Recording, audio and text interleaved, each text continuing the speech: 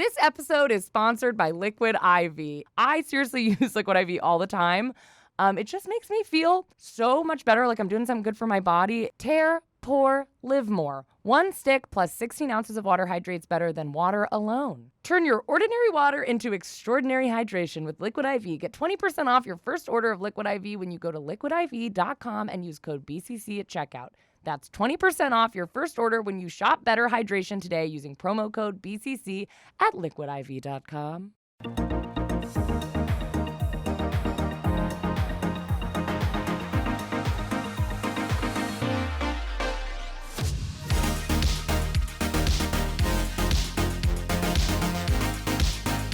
Welcome to The Chain. We're your hosts. I'm Kendahl Landreth. And I'm Sarah Shower, and this is the BCC Club, where each week we go down an internet rabbit hole. I do have a mint in my mouth, so I apologize. Sorry. But what are we talking about this week, Kendahl? Today we're talking about rage bait. Mm-hmm. Oh, actually, I'm so sorry if that was loud. Sarah, what's rage bait? Rage bait is internet slang. It refers to a manipulation tactic to create outrage with the goal of increasing internet traffic. It's like how you'll see people post like a recipe video, but they'll like put a Barbie doll in the lasagna, and they won't address it, and then everyone in the comments is like, hold up, you just cooked Barbie, but like it'll like start to like piss you off, and it's meant to, because the more you comment, the more engagement they get. The more you stitch it, or like the more you repost it to be like, what the hell's wrong with them, the more engagement they get. Yeah, and so now people will post, because I always thought those were so funny, because the comments are so unassuming. They'll be like, I'm sorry guys, did anyone notice the Barbie? And it's like, obviously someone noticed that. But now people will straight up just make videos where they're like, here's my hot take. And it's something like deeply offensive. And then they get like so many views. Like there was a girl recently, I don't know if this is rage bait, and I half watched this video, but she was like, does anyone else think the cast of SNL, the women are so ugly? That wasn't, she was being genuine. I think she was being genuine. It went like mega viral because all the comments were like, fuck you, dude. Yeah. I think it's because, okay, so a lot of people don't genuinely think women are funny, and,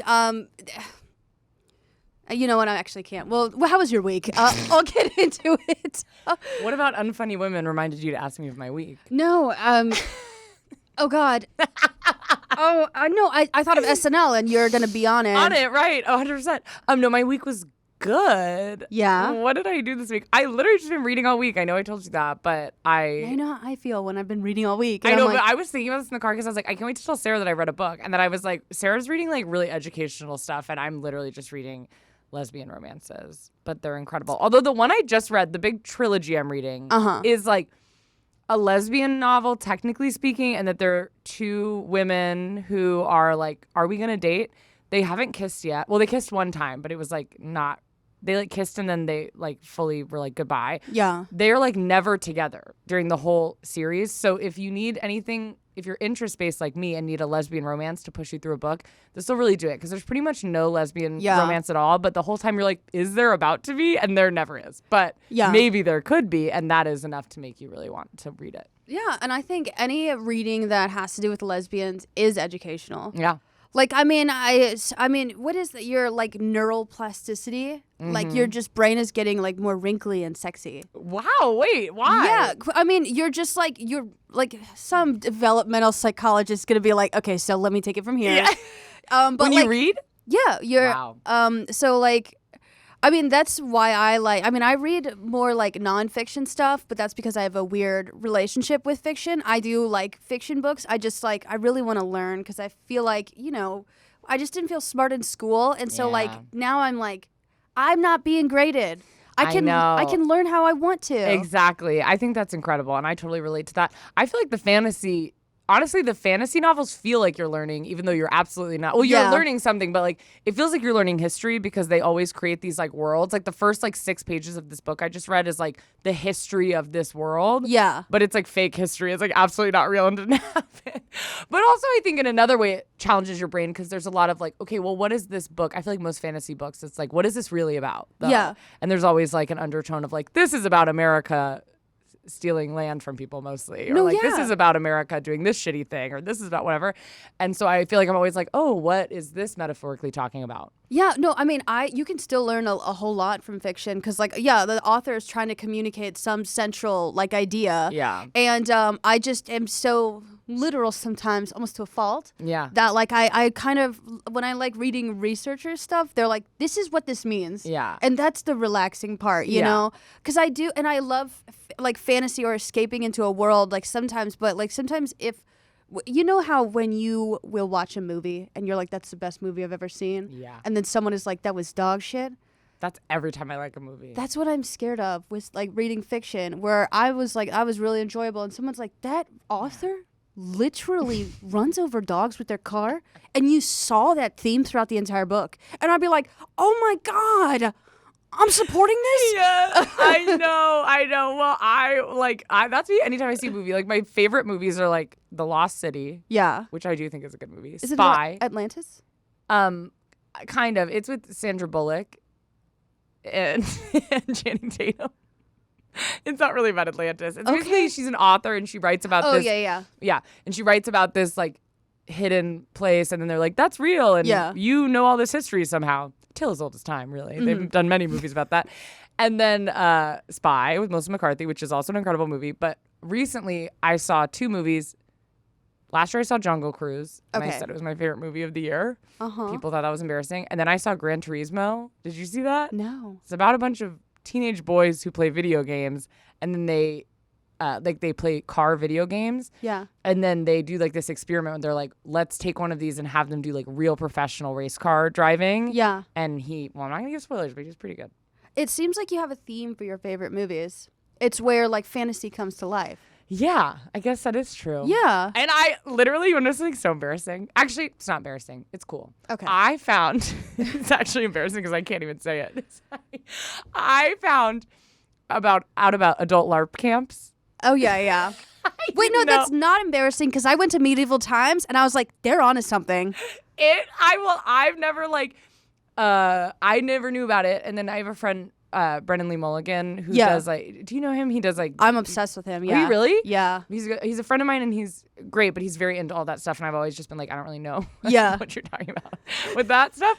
But he was telling me about LARP camps, and I was like, wait, because I was telling him that I was like, well, when I was younger, I really had a hard time transitioning from being a child to being a teenager because I loved playing pretend so much. Like, it was my favorite thing. And I don't even think it was just because I was young. I think I just specifically loved playing pretend. And so then all my friends started like sexting people, and I was like, "Can we go outside and pretend we're in the Hunger Games, please?" Like, I was like 14 years old, and I think I just like slowly never had anyone to play pretend with, but I like never lost the want to do it. Yeah. And he was like, they have really expensive ones where you like pay to go, basically like live in a castle in Ireland. Yeah. Like an old castle, and it's like very intense and fun. And I was like, I want to do that. You should do that. It sounds so fun. I feel like it would really like heal me in a lot of ways too. Yeah. And also just but I always, that's bad. Sometimes I'm like, what type of people are going to be there? You know what I mean? Where you're like, yeah, it could be fun. Or I could get there and be like, this is not my crowd. Yeah. Well, I think it's right to assume that the people that you meet there are going to be incredibly polarizing. But I mean, it's going to be an incredibly, if you do it, like a cool experience. I love when adults engage their childlike sense of wonder. Yeah. You were talking about like you wanted to play pretend. I distinctly remember one time writing in my diary, there's two of these girls named Caitlin, and they were my best friends, and they both got boobs at the same time, and I didn't. And they became super obsessed with boys, and I was like, why can't we play with Barbies? Yeah. And so I know, but yeah. And it's so sad because you're like, oh, and like I just was like, oh, I never really grew out of it. I just kind of didn't have anyone to do it with anymore. Yeah. And I think it would be very freeing as an adult because I think the only thing holding me back from getting into that would be like embarrassment, which like I feel like I don't feel embarrassment too much in my life. Like I don't feel like an embarrassed person, but I'm like, yeah, it would be really embarrassing as an adult to like pretend I was a princess I'm assuming I was the princess at the LARP camp, which maybe is you probably don't get to do that your first year, but I would assume I'd be cast as the princess. But I'm like, I think it would be really good to push myself to be like, this is not embarrassing. Especially because everyone around you is doing the same thing. Wait, you should be the princess. I'd be so pissed if I paid thousands of dollars to go to Ireland and I was the chambermaid. Yeah, they're like, you just clean the Yeah, whole you time. throw the crap out the windows. I'm like, are you freaking kidding? Like, you should do that. Can I pitch a sketch idea to you? Yeah.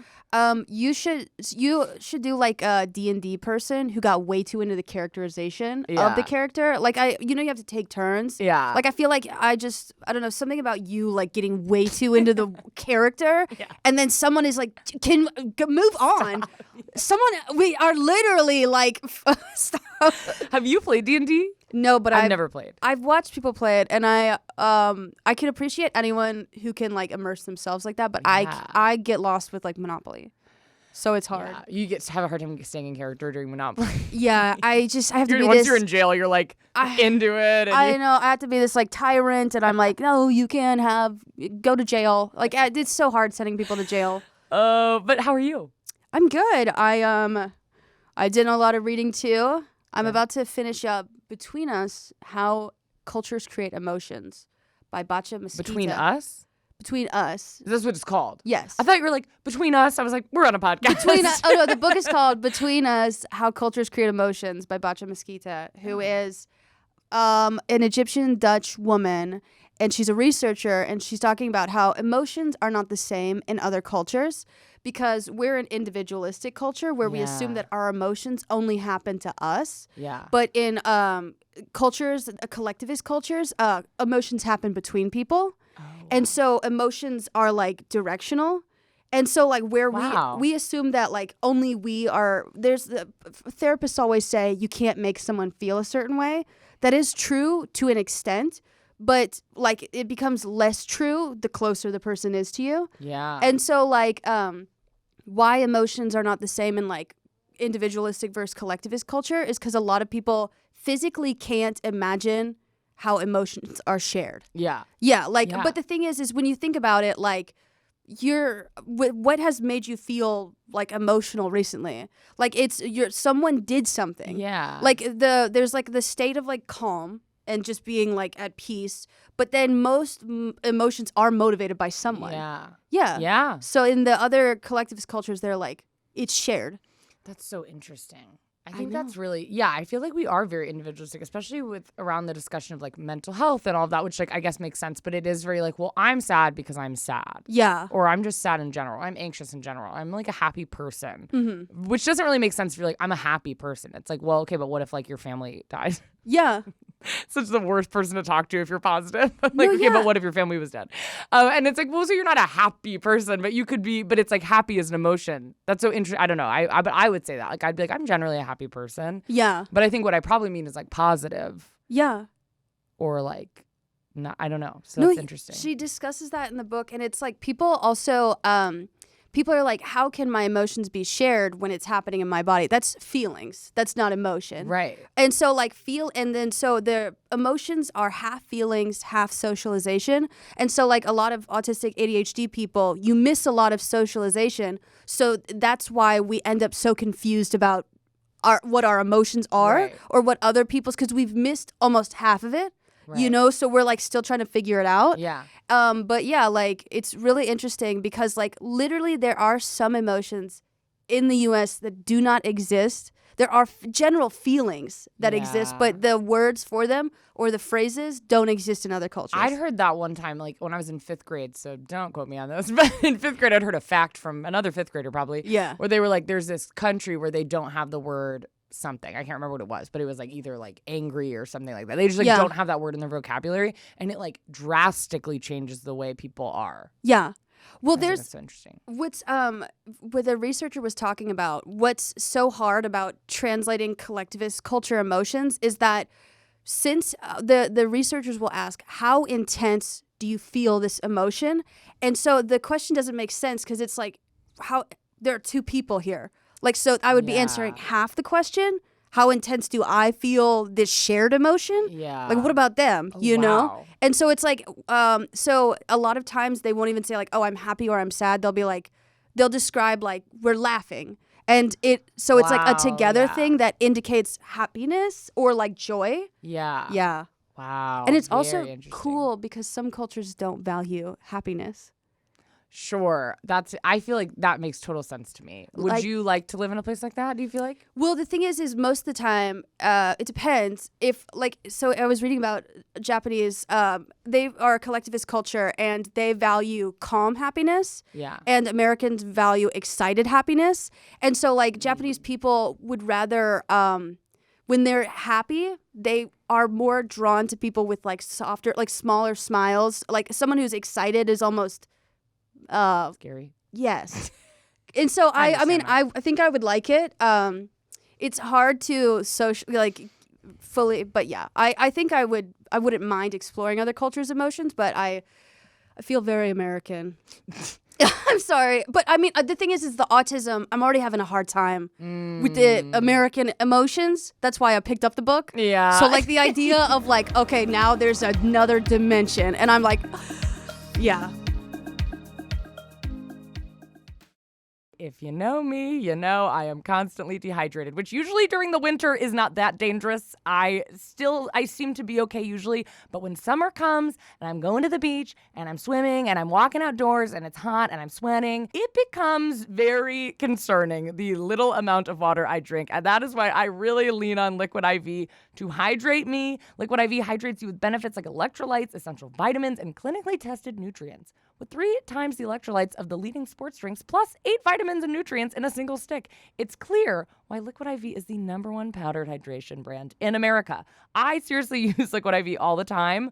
It just makes me feel so much better, like I'm doing something good for my body. I am always running late in the morning, and I always manage to still put Liquid IV in my water because it's so fast, and I love how convenient it is. Tear, pour, live more. 1 stick plus 16 ounces of water hydrates better than water alone. Turn your ordinary water into extraordinary hydration with Liquid IV. Get 20% off your first order of Liquid IV when you go to liquidiv.com and use code BCC at checkout. That's 20% off your first order when you shop Better Hydration today using promo code BCC at liquidiv.com. This episode is sponsored by Lash Paradise Mascara from L'Oreal Paris. I am not a person who ever wears makeup. If you watch the podcast, you can tell I do not wear makeup. I like to keep my morning routine as simple as possible, but every single day I always wear mascara, truly every single day. And so I really need my mascara to do a lot of the heavy lifting on making me look put together, and that's why I love Lash Paradise. It gives so much volume and length. It's perfect for a done-up eye look, but also, just like me, you can wear it just for a casual day to the podcast recording studio. The intense volume and length of Lash Paradise gives you luxe-level lashes, and the fluffy bristle brush gives you fuller-looking lashes instantly. I am absolutely obsessed with it. I think it looks so good. You can drop your falsies. I wore false eyelashes twice in my life, and it was the worst thing I've ever done. So I'm always looking for an alternative. Lash Paradise Mascara gives you all the drama for your lashes that you could ever want. Order Lash Paradise now on Amazon.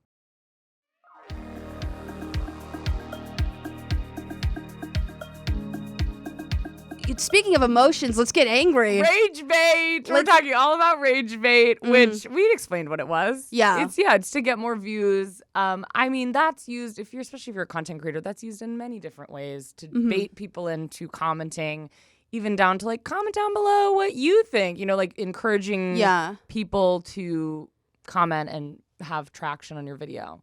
But people are realizing that if they can make people angry, that's the most viral video they will have, which is so true.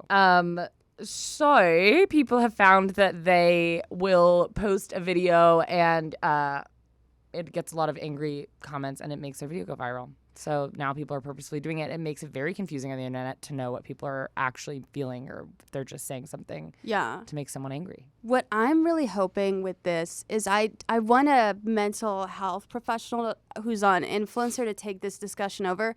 Is rage bait, could it be considered part of like a histrionic personality disorder? Histrionic is... It's just the way you knew to explain it when I looked at you and I was like, I don't know what that means. Okay, so cluster B personality disorders are antisocial, which you usually think of as like sociopaths and stuff like that. You have borderline personality disorder, you have narcissistic personality disorder, and then they often forgot about histrionic personality disorder, which is incredibly closely related to narcissistic personality disorder. However, their how they perceive attention and how they get attention is different.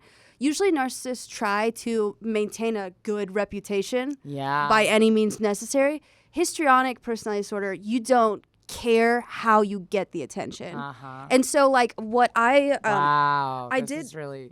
Are you actually being genuine? Like, you're curious? No. Oh my God, I'm being so I thought you curious. said, wow. No, I mean, I'm like thinking, because I've had that with people before where I'm like, not many people, but I've been like, Yeah. I don't understand this because you are like textbook like a narcissist, like a true Yeah. narcissist, but everyone hates you. How have you done this? Because isn't a yeah. narcissist supposed to be so likable, but like you're the least likable person. You're so like, don't care what anyone thinks, like genuinely like don't take care of yourself, like all of those things. And you're like, what is going on? Yeah. And so I guess it's that. Yeah, and so that's very closely related to narcissistic personality disorder, but they don't care. If they get attention, it's by any means necessary. And so why I think it rage bait, attention by any means necessary because it's not good. And where I think I really want a mental health professional to discuss this with male comedians who like are like yeah. transphobic or like, you know, they're like sexist and it's almost like a badge of honor. Yeah. It's like, and so I was reading this book, When Narcissism Comes to Church,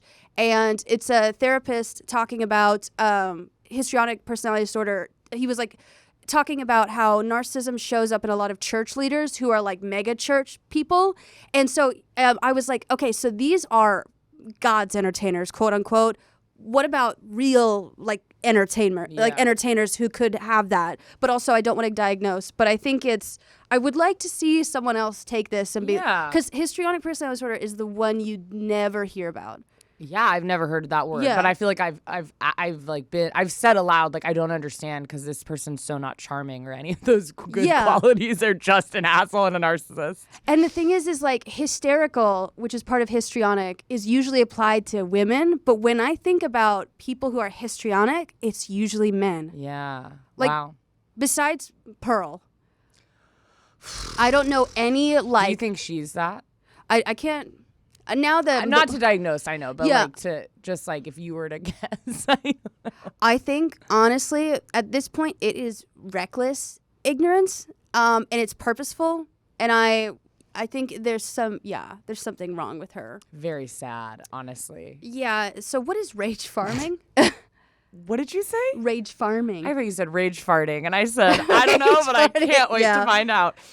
Rage farming, which has been cited since at least January 2022, is an offshoot of rage baiting, where the outrage of the person being provoked is farmed or manipulated into engagement by rage seeding that helps amplify the message of the original content creator.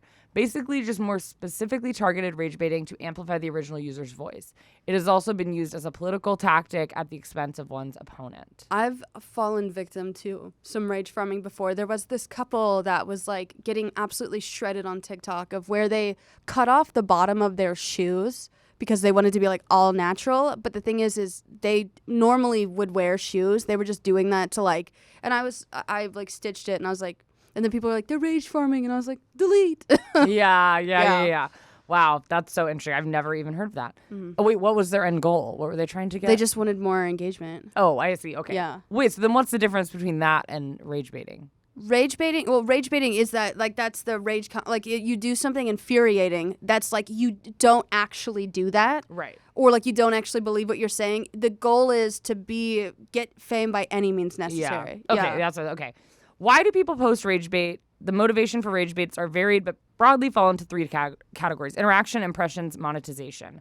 Content has always been a source of revenue: newspapers, magazines, TV, movies, and now social media. These are all things that can themselves be monetized or funnel you towards something which can be monetized or leveraged in some way for personal gain. Commercials lead to purchasing of products. Political ads lead to election victories, etc. Mm-hmm. I always think that is funny. I know that's true. But whenever I see like an ad for Joe Biden, and I know swing states exist, I know people who don't know who they're going to vote for exist. That always feels insane to me given our political climate. Yeah. But I'm always like, it is so funny to me, the thought of watching a commercial of Joe Biden or Donald Trump and being like, huh, okay. Yeah. I forgot about him. That'll make me vote for him in the booth. I'm like, yeah. What? Like, I would even understand it on like a local, because I know there is truth to like, well, just if you know them, like if you remember them from a commercial, it'll like make you vote for them because you remembered them and there's like whatever. But I'm like, who at this point doesn't know who Joe Biden or Donald Trump is? Yeah, I think it's just attack ads are like are essential to get to get non-emotionally intelligent people on your side. Yeah. Because if you're running for office and your entire thing is what someone else can or cannot do. Yeah. Like, I want to hear what you're like doing, but like Right. a lot of people can be easily enraged. So they're gonna get pissed and then vote for. That's wild to me. That's absolutely wild to me. Rage bait works by triggering a base emotion of anger, which for a lot of people tends to get people worked up and feeling a need to act brashly and immediately. You know the rage bait that I want to talk to you about? Yes. It's your content. I'm just kidding. It's your videos. They're upsetting me. I really need to. I try to approach with compassion. So if it is infuriating, can you please give me feedback? Okay. Yeah. That would be so insane if I called you. I was like, I don't know, like your videos, there's nothing wrong, but they're like making me mad. Like really mad. No, I'm just kidding. There's this woman, I think I've talked to you a little bit about her before. I think her name's Alex. She posts videos and she went very viral because she was called the Donut Mom. Have I talked to you about her? No. Have you seen? Well, maybe. She went viral because she was like making those videos where she sets the cameras up and she's like making lunch for my 2-year-old. Yeah. But she's like cutting up a Little Debbie's donut and then like putting a side of like marshmallow. Like it's like very bad for her child. Yeah. And she's like a 2-year-old. Maybe at the time was like 1.5. She's like very young. And she's just feeding her like so badly and no nutrition, and it's just not good, and so much sugar and all processed, whatever. So people got really upset with her and they were calling her Donut Mom, and it sparked this whole controversy because then there were other moms being like, don't mom shame her. She's relatable. And it's like, that's crazy. Like there's a balance. Like you don't need to give your 2-year-old donut. It's also like different if you're going through a Dunkin' Donuts drive-thru on a busy morning and you get a donut for your 2-year-old. Who fucking cares? That's fine, obviously. But if you have time and you're cutting up a donut and being like, I'm going to serve this so neat and cute and film a TikTok about it. Yeah. Anyways, people were very upset.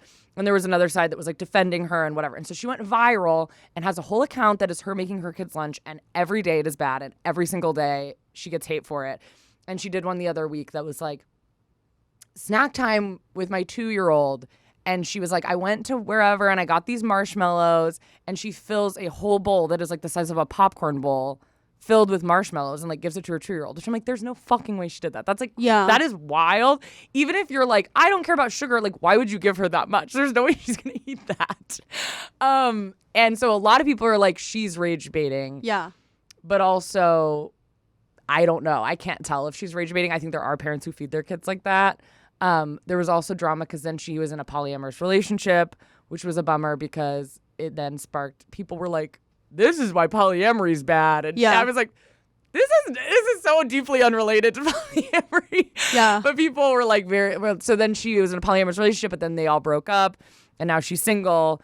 And anyway, she just feeds her kids really badly. And she now has like 500,000 followers because she feeds her kids so badly. And she like talks about how she used to like have no money and now she has all this money and she buys like, she'll do these hauls that's like my $2,000 GameStop haul. Yeah. Because she has all this TikTok money now and it is interesting. So I just didn't know if you'd heard about her. I haven't, but can I circle back to what I talked about in the beginning? So we're an individualistic, emotional society, and the most common example of a collectivist emotional relationship is between mom and child. And so the amount of people that were mad because they were either thinking of the child or the mom, they could not consider the emotion between them. Yeah. That's why a lot of people can't understand collectivist cultures. That's so interesting. So do you feel like someone was either putting themselves in the shoes of the mom or in the shoes of the child? Like, not in either, because most of us, I mean, it was the rage bait side, aside, if this was a mom who like genuinely didn't have money or something to like and needed to feed their kid, and this is what was available to her. Yeah. We would have been like, oh, the kid needs to eat, the mom cannot afford better food. And we would see it as like, oh, she's building, this is like a strong emotional bond. Yeah. But since we know it's to piss us off, and also we're an individualistic culture, we're going to go defend the kid or the mom, and we're not going to look at them as a duo. Yeah. Yeah. What would you look at that situation like from a non-individualistic standpoint? You would see two people trying to maintain like their shared emotion, which is nurturing. And you think she's doing like, but do you think there'd be a negative way to look at it in a not individualistic way? You know what I mean? I mean, there would be, but it really depends on what culture I would have to like switch into, because the author talked about Japan, Samoa, Egypt, Dutch, like the Dutch. So I'd have to. The Dutch are an individualist culture. I would think where it would become negative is if the mom or the son did something bad. I see. Like the son threw the food off the table, because the priority is to maintain the relationship. I see. And someone be nurturing. So if someone does, like if one of the two does something to each other that's genuinely harmful, they would not be creating the perfect relationship. Right. But would you think that like the feeding of that food is genuinely harmful? I think that since we know the reason behind it, yes. And so like that's a majority of like where our I see what you're saying. Yeah. But like if we didn't know this woman and we had no context and we saw it, and our emotion would, like if we got immediately pissed at a mom feeding a son a donut, and like, you know, their house appears to be low income, I think we would extend more, like if we were from a collectivist culture, we'd be like, they're, you know, doing their best. Yes, they are. 100%. Yeah, because I think it's such a complicated, and it's the discourse on it is always so, people like we've talked about before are so black and white. Yeah. It's just like, this woman can have bad traits while also like, you don't need to come for, it's like people were so mad because she's feeding her kids such bad food, which I do think there is truth to like people not knowing how uneducated people can be in some parts of the United States. Yeah. Where I'm like, I think it's like she would give her kid a Dole fruit cup and be like, what do you mean I'm not feeding him healthy food? And it's like, I know that is not healthy food, because that is like, has nutrition, which there's like truth to that, but it is like so high in sugar and like, so it's like, it's so processed and whatever. But I am like, people do not understand that. Like some people are like, that's a fruit. This is a vegetable. It says vegetable fruit roll up, or like it's like a veggie, whatever. They're like, that's a vegetable. Or like veggie puffs, I know are a very similar thing where people are like, that's a vegetable. And it's like, that's not necessarily a vegetable, but like there are people that don't know. Yeah. And so then she's getting hate for this, which I'm like, okay. But then she does this haul that's like $2,000 haul from wherever.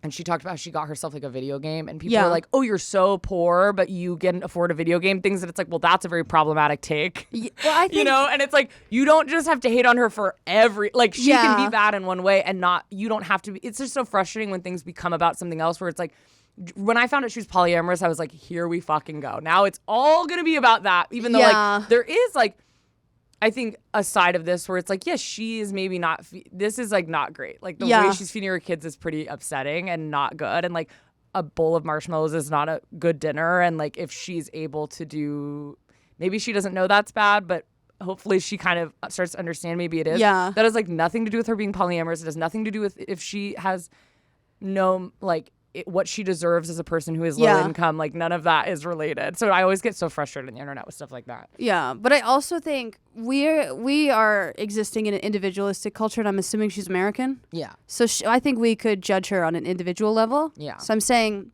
from a collectivist culture, they may see something vastly different when they watch the video. But since she was also socialized in an individualistic culture, and we know that she does have the capability to afford better foods. Yeah. I think we're in the clear. I think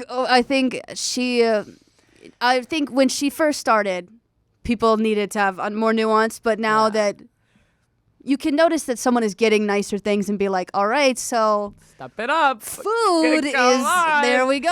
Well, it's wild too, because I'm like, there are some things that are not, I think food is such a problem in America, obviously. Like it is so expensive to eat healthy, like 100%.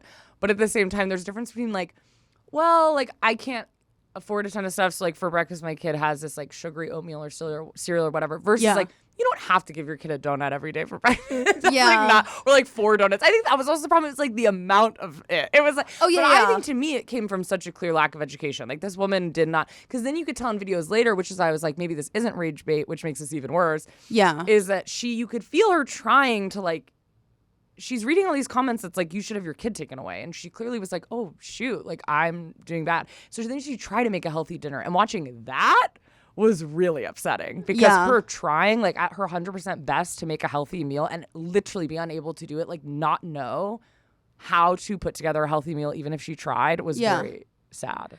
I think, okay, so I would approach this from, okay, so I don't know her relationship with food, but if you're saying there's an excess of donuts, maybe there's a moderation problem, and I can understand having a moderation problem. And so if anyone actually genuinely cared about this woman, you would stitch her and you would cook something and show her how to do it. Yeah. Don't make any sort of accusatory things, but if she genuinely doesn't know and you actually care about her and this kid, regardless of, just stitch it with actual recipes that you think would fit into her budget without making any assumptions. Right. Yeah, but I'm just amazed. I'm like, wow, because if I was getting that much hate on the internet, I would leave the internet. Yeah. Well, I'm a comedian, so it's a little different. So I guess I wouldn't because it's my job. But if I was just a normal person who started posting videos and then was like, oh, I'm viral for being she's viral for being a bad mom. It's why she became so famous. I'm not saying that she is a bad mom, but that is what people think. I would be like, oh, actually, I don't want to be on the internet. Yeah. She continues to post every single day. And all the comments are just hateful comments of just the meanest stuff you could think. Some valid, I think, some not valid, whatever. Some just nice criticism being like, hey, girl, this is insane. Yeah. And she continues to post. So that makes me be like, something is off. Something is not well there, because why are you so comfortable? Why do you need this so bad? And I think it is this attention. She needs attention. And she did one time post a sound.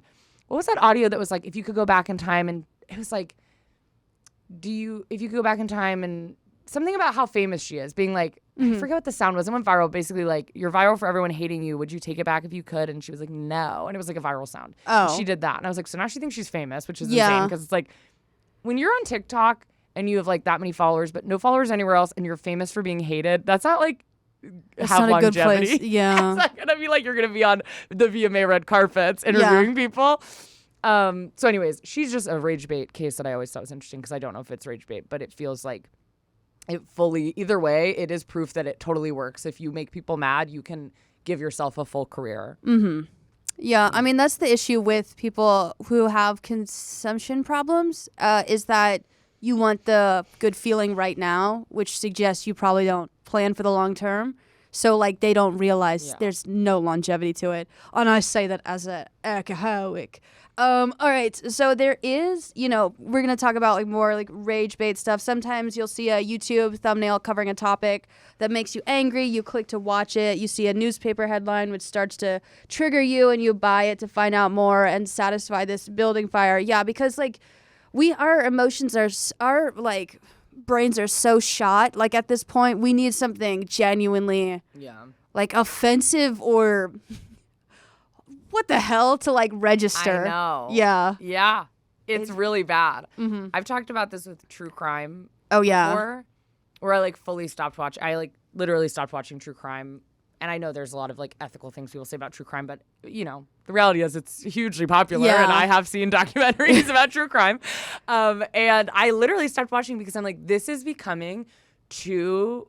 I'm worried how this is affecting my brain, because you see these documentaries that are so, it feels like they were written because they are so scary, stressful, we don't know what's going on, and then there's a twist in the middle of it. Yeah. And you're like, what? That's wild. But this is a real person's life. But that is how you would write a movie. Yeah. The Staircase was like that. Or there was that one documentary about, I can't remember the name, but it was we thought one person was going to be murdered, and then this person was murdered. And it was wow. And the Chris Watts case was they're all so insane that you can't even believe it. And so your standard for what is an interesting true crime documentary naturally becomes so nuts that it does make you forget these are people. Yeah. And I remember one time watching a true crime documentary, I think it was on 2020 or something. And of course I'm very sad. Of course I'm this is sad. But I'm also on my walking desk treadmill and doing work. So I'm it's unfortunate that's the society we live in. But yes, I'm listening to this person who is sadly passed away, and I'm literally with my Stanley Cup, whatever. And I remember being it ended, and I was oh, that's it? That was kind of boring. And I was that's crazy. This is a person's life. I was kind of where's the twist? Where's the side character? There was no cheating scandal. What's going on? That was just kind of a boring murder. And I was I think I need to take a break from true crime. But your brain just needs to be so interested at all times. Yeah. I am. You know what's this is? I don't know if this is weird. And this is not me being like I'm different. Like murder and like all the bad crimes. Like all crime is usually bad, but like those don't scare me the most. You know what scares me the most? Stalkers. Ooh, yeah, scary. Because also it could easily happen to either one of us. Yeah, and the idea of like someone. Okay, so also I have a history of being avoidantly attached. So the idea of someone who's not getting the hint and just follow and wants to connect with me I'm sorry, and you're like that you could be killed, and I'm like, but following me. Scary. I mean, anytime I have a weird interaction with a person. Yeah. I think about them for the forever, which is not what a stalker needs to hear, probably. No, if they're listening, they're like, you. thank God. Oh. But I always am like, what was that? Like, so I'll tell you, I was at Barnes & Noble the other day, #reader. And I placed an order for my books, and I was picking them up, and I kind of like looked out of the corner of my eye, and there was a man standing, and I don't know how to describe it besides like a horror movie. Yeah. Like his face was down, and his eyes were looking up at me. Kubrick stare. Very scary. Yeah. And I kind of like looked, and I turned, and obviously I'm like, this person is unwell. Like I feel bad. I'm not like, what's going on? But I was like, and then he like took a step forward, which scared me. So I kind of like took a step to the side, and then he was like, I don't know who you are, but get the fuck away from me. And he said it in kind of a really scary voice. So he obviously, I don't know, really freaked me out. And not because like that interaction really freaked me out. Like obviously logically I understand what that interaction was. Like this man is unwell and probably does that. He's probably seeing something else, or like he thinks I'm someone else. I don't know. But it's like around my house. And I was like, now, and I walk a lot. I have this is like the worst thing to say publicly. I'm like, I have a really clear routine. I go here and then I go here. But I was just like, this man is like around. And obviously it's not even this man specifically. I think it just always freaks me out where I'm like, is he like, what if he like now is like obsessed with me or something? Oh yeah. Or like thinks that I did something to him that I obviously didn't do. And now it's just scary. But I think you're right because you like don't know. It feels like if I was murdered, just like snap of the fingers, done. I'd be like, well, I know what's going on. I'm being murdered. Yeah. But the thought of like you're living your day-to-day life for years and years and years, and the whole time someone is like planning something, that really freaks me out. It's terrifying. At Barnes & Noble's, I was like, obviously I didn't do anything to this man. I've never met this man in my life. But he clearly thinks I have done something because he's like, get the fuck away from me. I'm like, I literally have never been close. I'm checking out and you're walking up to me. So obviously you get the fuck away from me. But I am like, this man, there's no logic here. Like this man thinks I am someone else or thinks I'm me, but thinks I've done something that I clearly haven't done. And that is like so scary. And I think especially being in the entertainment industry, it is so scary. Whereas like sometimes I'm like, oh, I love living in an apartment building. But I was saying to my partner the other day, I was like, I soon want to move into like a house where there's such high level security. Yeah. You literally, because it's scary. I mean, even sometimes like I'll be walking my dog and someone will come up to me and be like, oh my God, I love your videos and I love your dog. Like, can I get a photo with your dog? Because she's in my videos. And then I have to like walk into my house and be like, bye. It's like that person knows where I live now, which obviously that person is probably so sweet and wonderful. Like I don't think it's ever usually an issue, but it's just like you don't know when it's going to become an issue. Or what if I'm like, that person was so sweet and nice, so they're not an issue, but then this whole time they've been like plotting something against me, or they see every day they wake up and watch me out the window. I don't know. Scary. I mean, have you ever found out that someone was like had this one-sided beef with you and you didn't really ever think about them? Right. Or yes, I have. Sometimes I'll hear stories too where someone will say it from, have you ever heard someone tell a story where they're like, well, I just had this like friend who like, they just like were so bad at texting me back. Like they'll tell a story and you're like, oh, I'm definitely that person in that story. Like obviously not in this specific story. And then you're like, oh, is a bunch of people mad at me? I didn't know that was a bad thing to do. Yeah. And now this person's saying it as if I should be like, ew, what a bitch. And I'm like, that's me though. Why do I always act like that? No, seriously. Like I sometimes I'm going to therapy and working on like friendship style now. But like there's so many things where like people get mad and I'm like, I do that. So I'm sorry. Yeah. But yeah, I'm the same way. There's another reason for rage baiting. It's obfuscation. Obfuscation. Sorry, guys. We both read, but not like that. Obfuscate. Obfuscation. Render obscure, unclear, or unintelligible. Okay, so the content we ingest shapes our worldview. Media is so powerful for shaping the public discourse and affecting large-scale cultural shifts and dynamics. Yes. So whenever someone says social media is not important, tell them they're an idiot. Building on the prior knowledge that if you get enough people angry enough, they'll act a certain way. Rage bait content is a powerful tool to create circumstances which can help political or social movements one way or the other. Yeah. So actually, rage bait is, when used properly, is important because then it could create movements. There's also trolls. There are, right under the bridge. Considered the most concerning reason because it goes to people who want to just watch the world burn. It's people who are simply entertained by triggering people.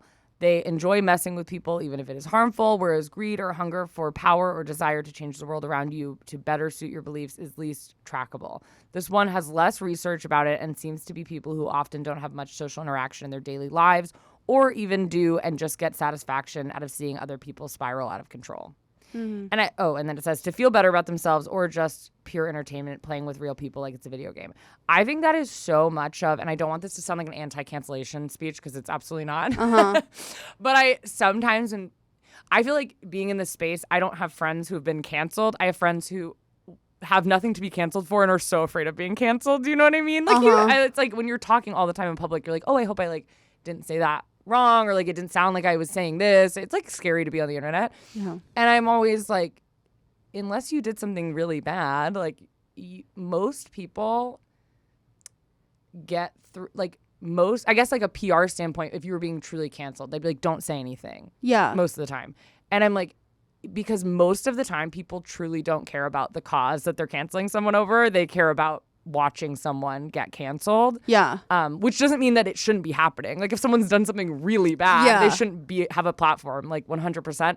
But also like whether it's helpful or not, like 75% of those people, do they really care about the bad thing they did or the thing that was offensive they did, or are they coming back every hour to watch this person's life and career crumble? You know what I mean? And I feel like people are obsessed with doing that, which I think is very interesting.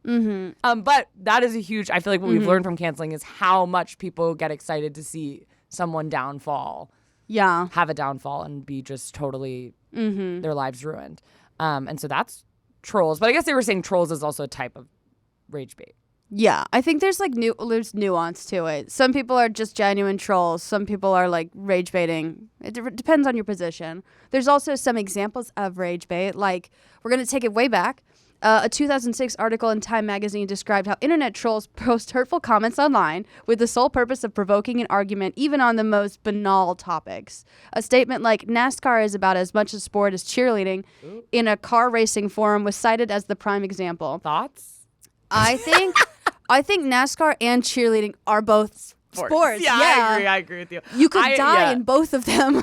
And I heard too, well, obviously cheerleading is a sport. I also think it depends on the type of cheerleading because I think cheerleading, unlike any sport, is so broad. Where I guess now they're starting to maybe, I guess people would be like, well, no, there's the competitive cheer and there's the dance team. But I'm like, what my high school cheerleading team was doing, I wouldn't really consider a sport. Except for the fact that at practices, they had to run like 8 miles. But I was like, they didn't need to do that to do what they did at the games. So that felt kind of unrelated. Well, I think that's like the different like levels of cheer, you know? Like you have like high school, but when I see any like cheerleading, like Navarro or whatever. Insane. Like the fact that like... that's a sport. I mean, I golfed and I would go, look, that's not really a sport. You wouldn't consider that a sport? Well, of course I consider it a sport. Because I guess it is, technically speaking. But I think some golfers would get really, like, defensive and be like, it's a sport. With all stuff like that, I'm just like, I don't care. Call it a sport or not. I'm playing it and getting a trophy, so who cares? But, like, I'm like, no. Like, you have to really work out your arms and your back. And also... I'm sure if someone's like a professional golfer, they'll be like, well, you were probably a bad golfer if you weren't working out all these. And I'm like, sure, maybe. I probably was. I was like a child golfer. But you're just not really doing a ton of like, I think a lot of it comes from outside of golf. Like you're really encouraged to work out a lot so that you're really strong. But when it comes to like playing the actual sport, you can be completely not in good shape, not very strong, and still play an okay game of golf. If you have enough technique.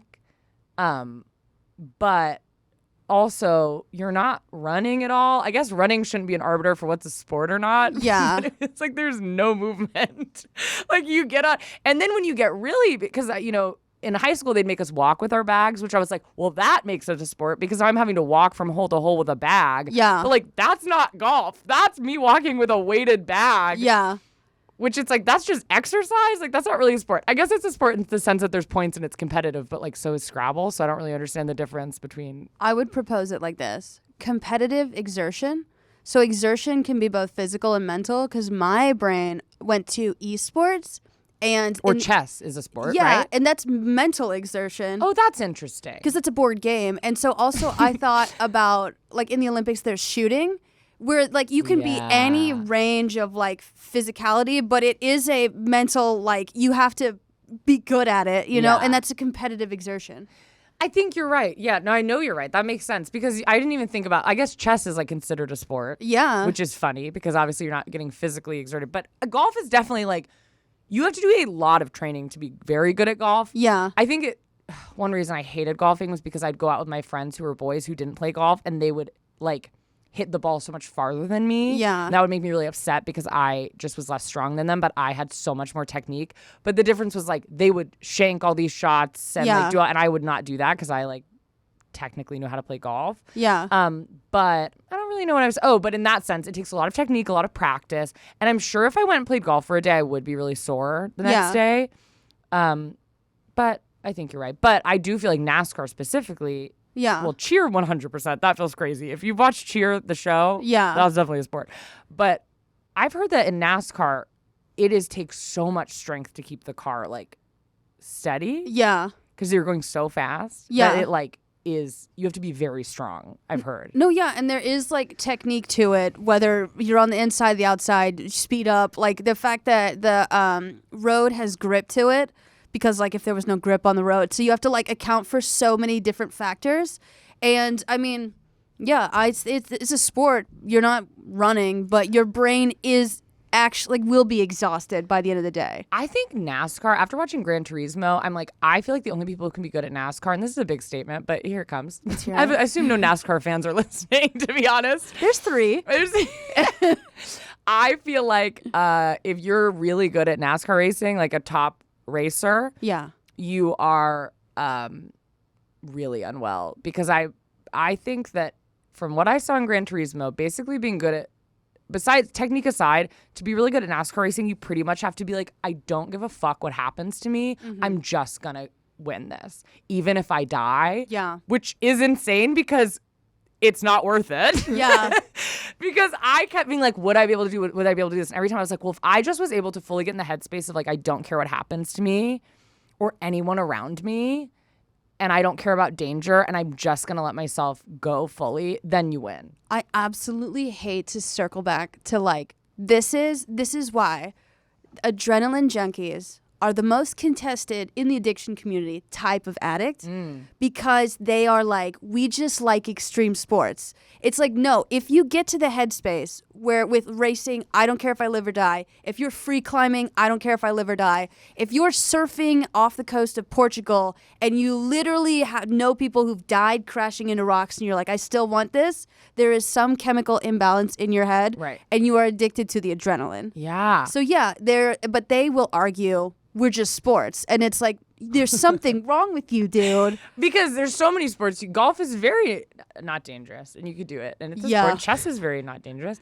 Yeah, it's really wild. When I was watching that movie, I was like, yeah, you have to be completely, and you see it all the time with like, free climbers is another one. Yeah. Free climbers feels weird to me because I feel like they're kind of like, we're nature-y. We're all relaxed. I'm like, you're not. It's like, there is no reason, because you could do this same exact sport, not free climbing. Yeah. You just want to add, and you could do it like as if you were free climbing. Yeah. But the only difference is you're like, no, because if I fall, I want to fucking die. Yeah. I'm like, that's insane. You will die if you're like, and there's the thing is with chess, so you're not feeling adrenaline, and that's why like the more extreme sports of like skateboarding and all that stuff, that's not extreme, but like, dirt bikes, all this stuff. Yeah. The X Games are scary. Those people are actually terrifying. But impressive, I guess. But so yeah, that was an example of a rage bait, but we extended a real conversation about it. In 2018, an Irish digital media company advertised falsely claimed Sorry, let me say that again. 2018, an Irish digital media company advertisement falsely claimed that 2/3 of people wanted Santa to strictly be either female or gender neutral. This caused a fury of articles and social media posts about the ad online complaining about it, only giving it more attention. And I assume that was not a true statement. Yeah, it's probably not. And also, like, that's just a classic setup. Not only is it about Christmas, it's about a man. Like, it's about God and lore. So you can't really change it. How do people not have perspective? Like, how do they not look inward? Like, I think whenever there's a thing where, like, I always thought about this with, with Ariel. Yeah. When she was not white in the film. Yeah. People were so angry. And it's always like when if someone came to me and was like, Santa's going to now be a woman, I actually can't explain how little emotion I would have because Santa is not real. Don't do it. I don't. If your kids are in the car, I'm so sorry. I would just have no emotion about that. I do not care. It's similar with like the Mr. Potato Head thing when it was like, oh, what was it? Now it's Mrs. Potato Head or something, or just potato. I don't remember. Yeah. Conservatives were so angry. And I am like, how do you have no perspective where you're like, this thing that does not matter, I am so angry because it's not a white person now. How do you not look inward and go, interesting. Yeah. Like if someone was like, oh, they made Blue's Clues like transgender. And I was like, fuck, oh my God, what? And I was like posting, I'm like, how do you not look inward and be like, why do I care so much? Like, that's so crazy. Yeah. And these people are like, no, I'm not mad about that. I'm just mad because Blue's Clues is like, an American icon and he did so much for people around the world and now, he's being changed. And it's like, how do you not have any perspective? So I always think about that with stuff like this. They want the status quo and they cannot, any change like absolutely destroys them. So a November 2018 National Review article decrying social justice warriors was cited as an example of rage baiting by Media Matters for America. The review article was in response to tweets criticizing the cartoon image used by the ABC's Twitter account to advertise a Charlie Brown Thanksgiving on November 21st, 2018. Franklin, Charlie Brown's only black friend, was sitting all alone on one side of Charlie Brown's Thanksgiving dinner table. Tons of unverified accounts called the image racist. Conservatives were so frustrated by the overly politically correct snowflake liberals who posted that they in turn responded in anger. Wait, Franklin was just sitting alone? I saw this. It was a photo from like the Thanksgiving Charlie Brown. Yeah. Like a screen grab from it. And it's like everybody is sitting on one side of the table and then Franklin is on the other side of the table by himself. I mean, he's not by himself because he's at a table with people, but like they're all on one side and then he's alone on one side. And it feels weird because you're like, why is he? That's not a normal way to draw people sitting at a table. Like you would naturally draw equal people on either side. Mm-hmm. So it's like all white people and then Franklin on one side. And it was weird. And so I think they made, I think what, I don't remember if this happened, but I'm pretty sure they did an updated thing, which is why this sparked outrage, where they like invited Franklin to sit on their side of the table or something like that. I don't remember exactly, but they did something and people were very upset by that. Yeah. Which is always so interesting because even if the artist who did Charlie Brown like was my friend and was like, seriously, did not mean to. That was a total fuck up. Like I was not thinking about that at all. Like I absolutely would have never purposely done that. Why would you be upset to be like if I was his friend, I would be like, oh my God, like don't worry too much, just like fix it. Like make another one where they don't do that. And maybe that'll feel like a nice thing to do to make up for it. And it's like, what is wrong with that? Even if you didn't intend, which I feels like they did, because I don't know how this would be drawn this way either way. But it's like, what is the issue of like, oh, this person, it's like you would treat anybody. Like if someone's like, oh, that hurt my feelings, even if you're like, well, that wasn't what I meant to do and that wasn't what it was supposed to be and you're so sensitive. It's like, any therapist would tell you that's a really toxic way to respond. Yeah. So you should just like try to make the person feel a little better. Yeah, if you feel yourself getting, besides things that are like objectively horrible, if you find yourself getting enraged by a cartoon that's not a political cartoon, I guess everything's technically political, but like it's not meant to be, maybe have like more of a chill, like again with the black ice thing. If you find yourself on black ice, relax for a second and be like, if I overreact, this may make it worse. Right, because why do you care if are you watching the updated Charlie Brown movie? Yeah. I mean, you should. It sounds like it is really great. I'm like, why do you care? It's just so wild to me to have no perspective on that. Yeah, but also if you did care, I would assume that, maybe they didn't realize. I would write in and be like, hey, dude, did you notice this? It may and then so the artist or the publisher would be like, oh, I didn't. Let me fix that. Or if they were in you know what I mean? Yeah, I do. So just how to spot some rage bait in the wild. Look out for all caps. It's often an outrageous statement followed by something like right or don't you agree with me? Anything that prompts a response, anything with a whole lot of question marks, be careful. If a headline makes you immediately feel danger or suddenly very emotional, if you feel a spike of anxiety, the thing is with that though is some things are genuinely upsetting. Yeah. So just more of know yourself. Am I getting triggered or is this actually, a bad world event? Yeah, and then it's also more frequent with people who have it's sometimes to tell with rage bait. You just need to look into rage bait. Look at all the classic examples and you'll start to get the gist of it. It's so wild because there's so many politicians who not politicians, I'm sorry, political entertainers, I guess. Yeah. That their whole career is just rage bait. It's Pearl is not saying anything. I mean, this is just a random person. Literally it does not matter what she says. And she has a full career. And I'm does anyone agree with her? I don't even know, to be honest. I'm even the most conservative person I know would probably be she's annoying, And it's if you're that sexist, if you're as sexist as Pearl is, you're not listening to Pearl talk. You know what I mean? I'm who's agreeing with this person? And even Candace Owens, sorry, back on Candace Owens, my girl crush. I'm she has a career from also rage bait. It's because even the way she words stuff, it's there are conservative people who agree with every single thing Candace Owens says, but they word it in a more boring way. Mm-hmm. There's a reason she will just be the white people are great. And it's why would you say that? You know what I mean? Or what did she say? She was I wish I could live in the 1960s. Stuff that it's that's not even politically makes sense. Why are you saying that? That's not even about anything political except just you knowing that's going to make people upset. You know what I mean? And be that doesn't make sense. Why would you say that? Or just starting a sentence being if you get an abortion, you're the worst person on planet Earth. It's that's such an unhelpful statement to make. And no, even people who believe that are not saying that like she does. So she's just just rage bait. Yes. So if you're a grad student or in medical school training to be a psychiatrist, therapist, psychologist, can you do something on rage bait and histrionic personality disorder? Because attention by any means necessary, especially offensive attention, there has to be something there. Well, because we found out Tomi Lahren is actually pro-choice.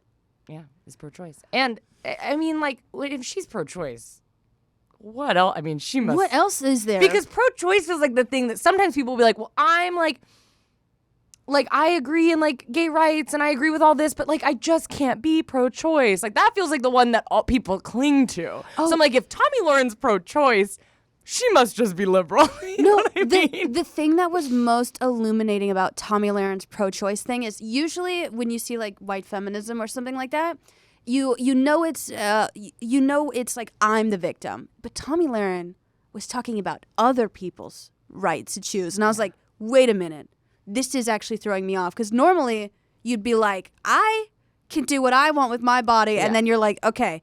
But she was and I was when you're defending other people. Fascinating. I have so many questions for her. If I could get her on the pod, I would. Because I'm because I also, my part of me for a long time was Tomi Lahren, there is a total world where she just needs attention or just wants a good career. Yeah. And she doesn't really care about politics. So then she's well, this is kind of working for me, so I'll just keep going. Yeah.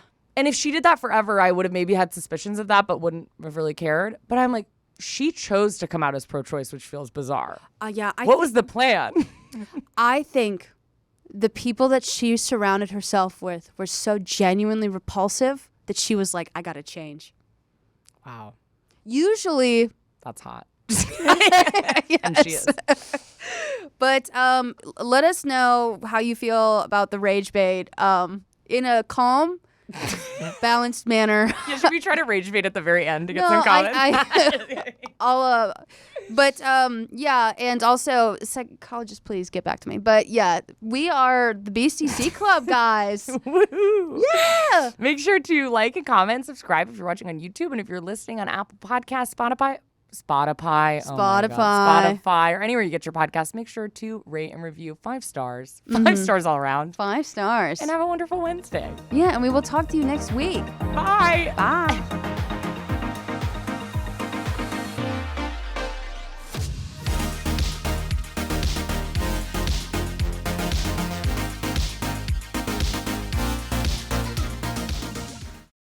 This episode is sponsored by Lash Paradise Mascara from L'Oreal Paris. I am not a person who ever wears makeup. If you watch the podcast, you can tell I do not wear makeup. I like to keep my morning routine as simple as possible, but every single day I always wear mascara, truly every single day. And so I really need my mascara to do a lot of the heavy lifting on making me look put together, and that's why I love Lash Paradise. It gives so much volume and length. It's perfect for a done-up eye look, but also, just like me, you can wear it just for a casual day to the podcast recording studio. The intense volume and length of Lash Paradise gives you luxe-level lashes, and the fluffy bristle brush gives you fuller-looking lashes instantly. I am absolutely obsessed with it. I think it looks so good.